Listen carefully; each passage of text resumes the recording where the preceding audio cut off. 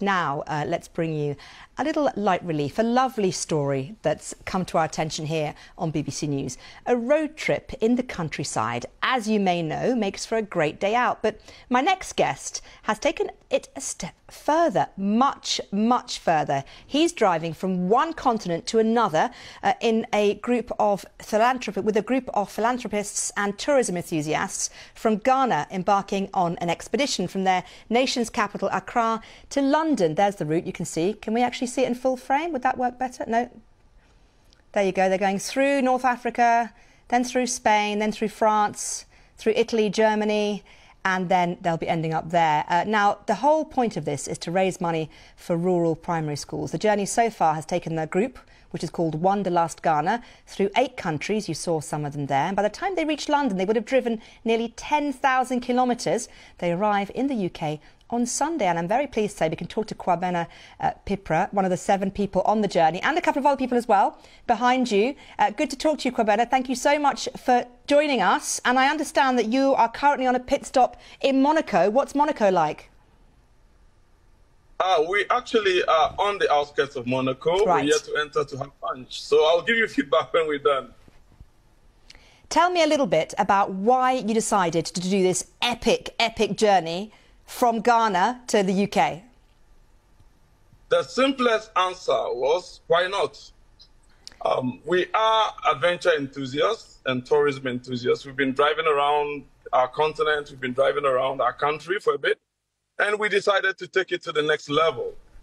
But most importantly, we knew we'd get some traction with, the media, and we'd use it to raise funds to help underserved communities in our country through EduSports, which is a philanthropy organization which creates educational hotspots for schools in deprived areas.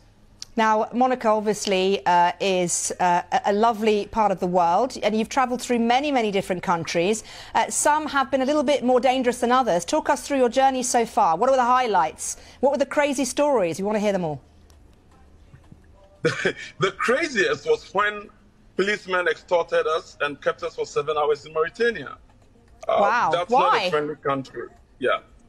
I don't know. They started off by giving us one reason after the other why we needed to stay with them. They were going to impound our cars for 2 days just because they said we had infracted on their traffic rules.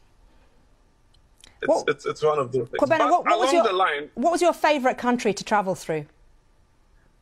There are 2 favorite countries. One was Senegal, and the other was Morocco. They are beautiful, they are clean, and the infrastructure is awesome. And the people, very friendly. Look, let me tell you this. There was a policeman in Morocco who we stopped at the traffic lights, and he came over. And he was curious about the plates. So he asked us which country, and we said Ghana. Then he goes like, Abedi Pele, our footballer? I said, yes. This guy just turned on his sirens and gave us an escort out of town. It was so wonderful. No way. Football clearly is a universal language, isn't it, Kwabena? Yes, it is. Yes, it is. Tell me a little bit about the end of your journey, because you're going to end up in London. What are you going to do when you get here? Come and see me? Come and say hi? Most definitely. Most definitely we'll come see you in the studio. And we also have the Ghana High Commission organizing a few events to help bring the Ghanaian residents together so we can actually pitch our philanthropy to them.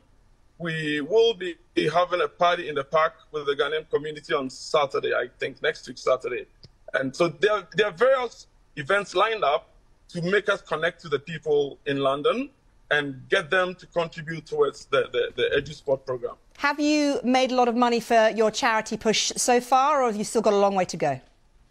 We are on the road, so I've not checked the numbers, but I think contributions started flowing in this morning. So I'm sure by evening we'll know where we've got into. Kwabena, we started out trying to raise... How can one donate money if one wants to? You just visit the edusport.org.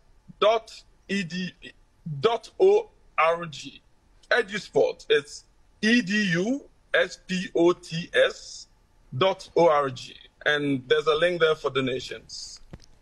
OK, Kwabena Pipra, and all of your friends and fellow drivers, fellow travellers, very best of luck for the rest of your journey, getting from the outskirts of Monaco, where you are now, to London. And I'm sure that viewers at home will be desperate to hear about the end of the journey. We'll try and get Kwabena and his friends onto the programme at some point.